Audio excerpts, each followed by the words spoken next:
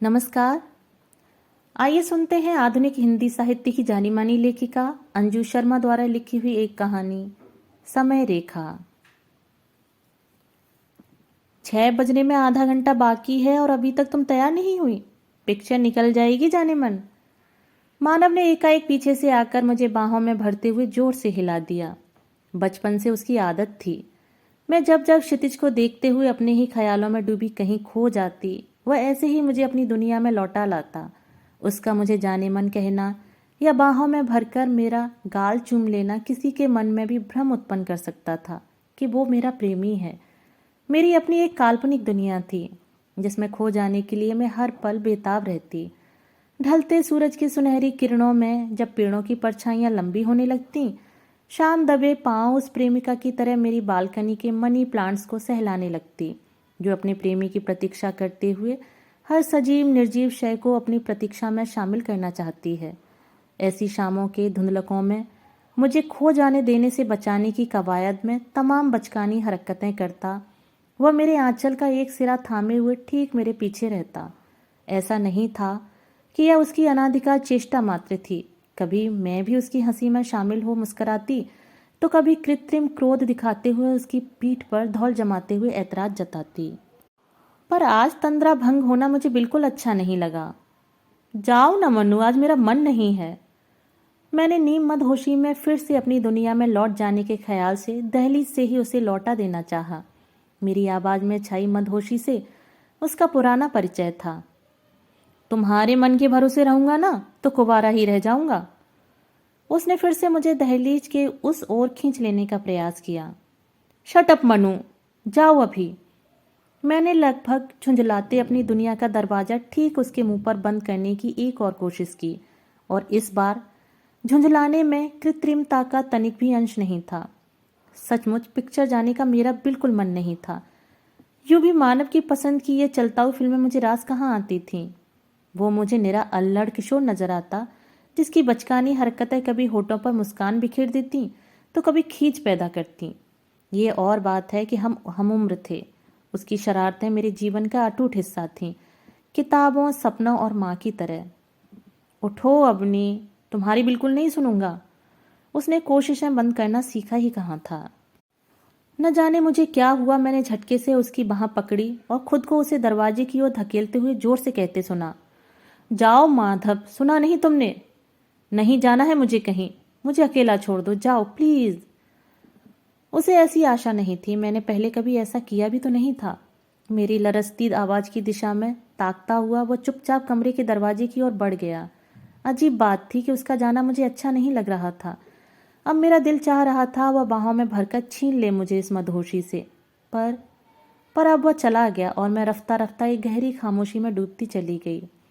कभी कभी लगता है हम दोनों एक समय रेखा पर खड़े हैं। मैं 25 पर खड़ी हूँ और अनिरुद्ध 45 पर। मैं हर कदम पर एक साल गिनते हुए अनिरुद्ध की ओर बढ़ रही हूँ और वे एक एक कदम गिनते हुए मेरी दिशा की ओर लौट रहे हैं। ठीक 10 कदमों के बाद हम दोनों साथ खड़े हैं, कहीं कोई फर्क नहीं अब, न समय का और न आयु का।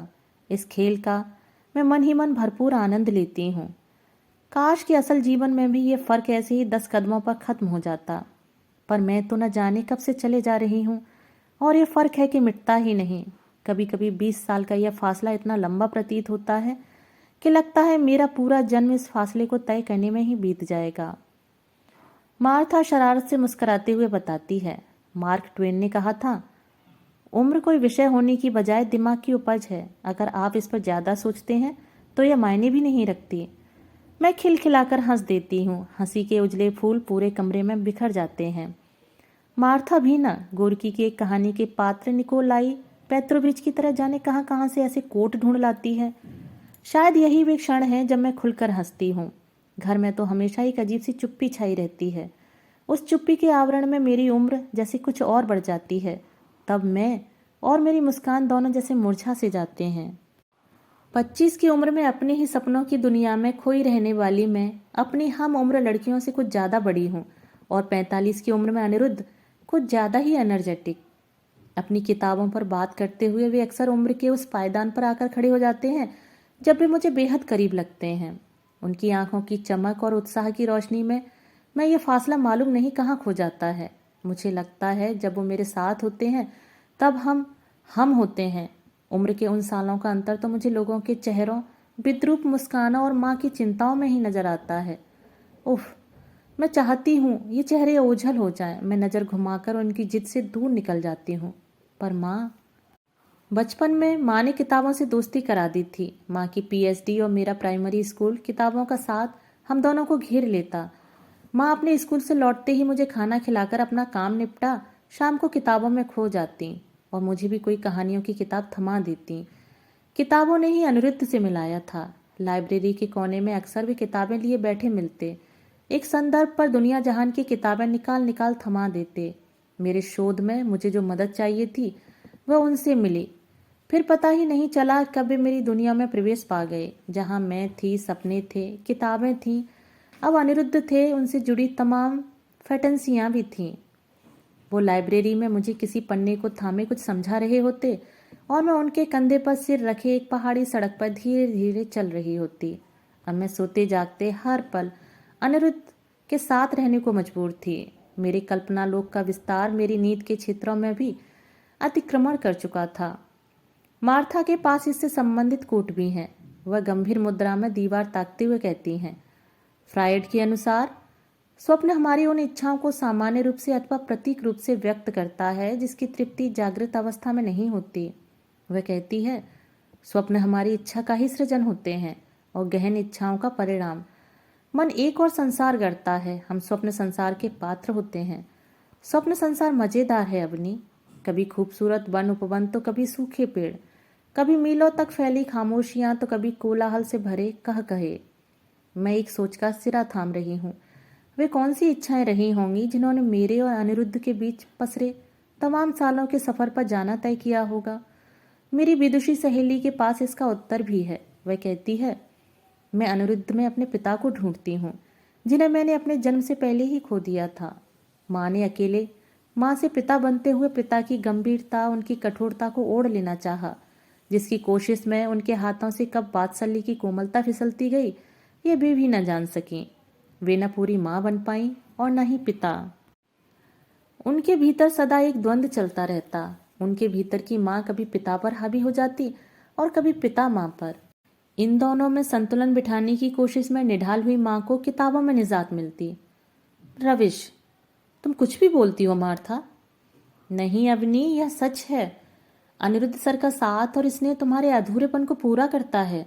तुम्हारे अवचेतन में कहीं न कहीं पिता की कमी रही जो तुम्हें उनके साथ में निहित दिखती है।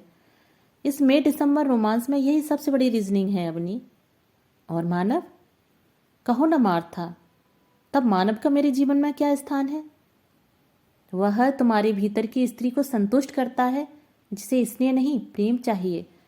देह की अपनी भाषाएं हैं अवनी और अपनी इच्छाएं, राग रंग स्पर्श छुअन चुम्बन मनोहार और भी बहुत कुछ। उफ, बस करो, तुम्हारा फ्रायड मुझे जरा भी समझ नहीं आता। मार्था जा रही है और मैं लौट रही हूँ, इस बार राग रंग स्पर्श छुअन चुम्बन मनोहार की दुनिया में। बालकनी में ठंडी हवा के झोंके में सिमटते हुए याद आया, 2 दिन से ना तो मानव आया था ना ही उसका फोन। उस शाम मुझे एक फालतू की बचकानी पिक्चर देखनी पड़ी। बड़े से मैदान में 50 बैकग्राउंड डांसर्स के साथ पीटी करते मानव के नायक नायिका जाने किस दुनिया के बाशिंदे थे। उसके पास बारिश में भीगती नायिका थी। 20 गुंडों से डिशुम डिशुम करता नायक था। फूहड़ कॉमेडी वाले सीन थे और मेरे पास था उसका स्पर्श। कल लाइब्रेरी जाकर मैं भी मार्था के फ्रायड को एक बार पढ़ने का सोच रही थी, पर बिना मार्था को बताए। कॉफी टेबल दूसरी ओर बैठे अनिरुद्ध आज बहुत दूर नजर आ रहे थे। उन्हें 15 दिन के लिए विदेश जाना था। अपनी इस यात्रा को लेकर वे बहुत उत्साहित थे। विदेश में उनकी किताब के विदेशी अनुवाद संबंधित था यह कार्यक्रम। किताबों के अतिरिक्त बहुत कम बोलने वाले अनिरुद्ध आज धारा प्रवाह बात कर रहे थे। उनकी किताब, उनका उत्साह, उनकी योजनाएं, विदेशी प्रशंसक, उनके आयोजक और मैं कहाँ हूँ अनिरुद्ध? अजीब सा मन था मेरा उस दिन। अनिरुद्ध के दूर जाने की कल्पना बेचैन किए हुए थी। मार्था के शब्द जैसे मेरे चारों ओर एक कोलाज बना रहे थे। राग रंग स्पर्श छुअन चुम्बन मनोहार और भी बहुत कुछ। देह की भाषा सुनने की कोशिश में मैंने अनायास ही उनका हाथ थामना चाहा। उन्होंने चारों ओर देखते हुए एकाएक उसे झटक दिया। बिहेव अवनी, क्या हुआ तुम्हें? बच्ची मत बनो। इससे पहले ऐसा कभी नहीं हुआ। यह पहला अवसर था जब मैं भूल गई थी कि हम शहर के एक व्यस्ततम रेस्टोरेंट में बैठे हैं। मैं सदा देह की भाषा भूलती आई थी। मार्था कहती है देह की अपनी भाषा है और अपनी इच्छाएं। अनिरुद्ध ने तो दुनिया जहान की किताबें पढ़ी हैं, क्या उन्हें देह की भाषा पढ़नी नहीं आती? उन्होंने कितने शब्दों को आकार दिया, पर कुछ शब्द अभी भी उनसे छूट गए और मैं उन्हीं शब्दों को पैरहन बनाकर ओढ़ लेना चाहती हूँ। मुझे याद है अभी तक वह शाम कितने करीब थे हम, इतना करीब कि उनके कंधे पर सर रखे मैं उनके देह के स्पंदन को अपनी देह में स्थानांतरित होता महसूस कर पा रही थी। वे मेरी ओर मुड़े, उनकी आंखों में हल्की सी नमी थी। पता नहीं क्यों उन जर्द आंखों में मुझे राग, रंग, स्पर्श, छुअन, चुम्बन, मनोहार और भी बहुत कुछ दिखने लगा था। उनका चेहरा मेरे चेहरे के सामने था। मैंने हौले से अपनी आंखें बंद कर लीं। मेरी सांसें मानो थम सी गई थीं। उनकी सांसों की थिरकन से मैंने जाना। मेरे करीब आते हुए वे झुके। कांपते हाथों से उन्होंने मेरे चेहरे को थामना चाहा, फिर रुक गए। मेरे माथे पर एक हल्का स्पर्श हुआ और मेरी आंखें खुलने से पहले ही वे कमरे से बाहर चले गए। कल अनिरुद्ध की फ्लाइट थी। उनके जाने के बाद मैं कब से बालकनी में बैठी उनके ही बारे में सोच रही हूँ। जहाँ एक और अनिरुद्ध की मैच्योरिटी, उनकी गंभीरता, उनका संतुलित व्यवहार मुझे खींचता है, जिसे मैं अपने आसपास के लोगों में देखने को तरस जाती हूँ, वहीं अनिरुद्ध को कभी कभी मुझ में बचपना नजर आता है। नजर घुमाती हूँ तो वही कुछ दूर मानव है। उसकी हरकतें, उसका अतिरिक्त उत्साह, चीजों और बातों को गंभीरता से न लेने की उसकी आदतें बचकानी लगती हैं। उसके लिए जीवन सेलिब्रेशन है, मस्ती है, नशा है, जिसे वह मेरा हाथ थामकर जी भर जी लेना चाहता है। वह मुझे जरूरत से ज्यादा गंभीर पाता है, बिल्कुल अलग और काफी हद तक बोरिंग। तब वह क्या है जो मुझे अनिरुद्ध से और मानव को मुझसे बांधे रखता है? अपनी स्थिति को मैं समझ नहीं पा रही हूँ। बचपन से ही जिस गंभीरता के आवरण से लिपटी हुई हूँ, जाने क्यों कभी कभी किन्हीं खास क्षणों में छीजने लगता है। मैं उसे उतार फेंकना चाहती हूँ और जोर से खिलखिलाकर हंसना चाहती हूँ। अपनी बाहें फैलाकर किसी को पुकारना चाहती हूँ। कौन होगा जिसने प्रेम नहीं किया होगा? लोग जाने कितने कारणों से प्रेम में पड़ते हैं, पर यह सच है, सभी को बदले में प्रेम ही चाहिए होता है। उतना ही प्रेम, वैसा ही प्रेम, बाकी कुछ भी महत्वपूर्ण नहीं, कुछ भी तो नहीं। आज मैं फिर समय रेखा पर हूँ, पता नहीं क्यों, पर इस बार समय रेखा पर हम तीनों थे। 25 पर मानव, उससे 10 कदम दूर 35 पर मैं, और मुझसे 10 कदम दूर 45 पर अनिरुद्ध खड़े थे। मुझे 10 कदम बढ़ाने थे, पर किस दिशा में? मुझे मानव की ओर लौटना था या अनिरुद्ध की ओर बढ़ना था? देह की भाषा सुननी थी या मन की आवाज? वहीं कुछ दूर माँ खड़ी हैं, ठीक मेरे कदमों पर नजरें गड़ाए। मेरे कदम डगमगा रहे हैं, मैं गिरना नहीं चाहती। ओह, मुझे थाम लो माँ। मानव के जन्मदिन पर इस बार मैंने कुछ किताबें दी हैं। वह रैपर खोलता हुआ हैरानी से मेरी ओर देख रहा है। उसे उस पैकेट में मनपसंद ब्रांड की शर्ट, बूट, उसका फेवरेट परफ्यूम, उसकी तस्वीर से सजा कॉफी मग, पसंद का म्यूजिक एल्बम या ऐसा ही कुछ पाने की उम्मीद रही होगी। मैंने उदासी से किताबें उसके हाथ से लेकर टेबल पर रख दी। क्या हुआ है मुझे? कभी मन चाहता है मानव मेरे साथ लाइब्रेरी में वक्त बिताए या हम दोनों बालकनी में बैठकर खामोश सिम्फनी सुने, और कभी चाहती हूँ कि अनिरुद्ध पीछे से आकर अचानक मुझे बाहों में भींचते हुए जाने मन कहें और मेरा गाल चूम लें। कल अनिरुद्ध की मेल आई थी। वे अब जर्मनी से लंदन चले गए हैं। बालकनी में तेज बर्फीली हवा चल रही है। मनी प्लांट अब कांप रहे हैं। मैं गोवा गई मार्था से पूछना चाहती हूँ। पूछो अपने फ्लाइट से, स्वप्न नहीं, सपनों की दुनिया के मुहाने पर खड़े इंसान के लिए कौन सा रास्ता बचा है? तुम्हारे फ्लाइट का लिविडो अधूरा है मार्था। उन सपनों का क्या जो पूरे होने के लिए बने हैं?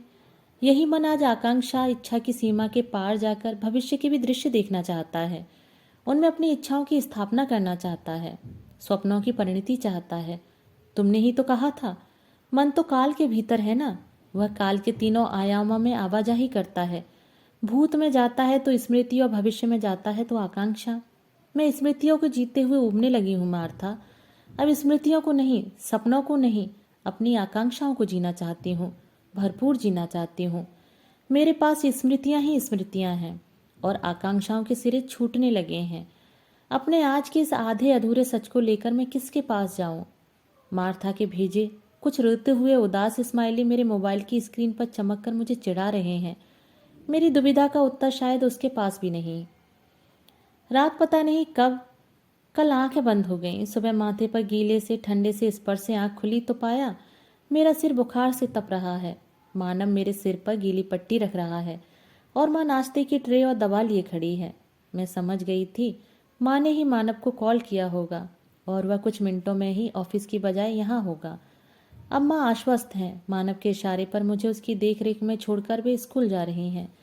उनके साथ ही मैं मानव के भीतर के उस बच्चे को भी जाता देख रही हूँ। उसके हाथ से नाश्ता खाते हुए मैं एक बार भी उसके चेहरे से नजरें नहीं हटा रही हूँ। थर्मामीटर ट्रे में रखकर मानव ने मुझे दवा दी, नैपकिन से मुंह साफ किया और हाथ के सहारे से बिस्तर पर लिटा दिया है और हौले से मेरे बालों में उंगलियां फिरा रहा है। अब ये जो मेरे हाथ में है वह मानव का हाथ नहीं है, स्मृतियां नहीं, सपने भी नहीं, मेरी आकांक्षाओं के सिरे हैं। मैंने उन्हें कसकर थाम लिया है। आज समय रेखा पर मेरा पांव डगमगा नहीं रहा है।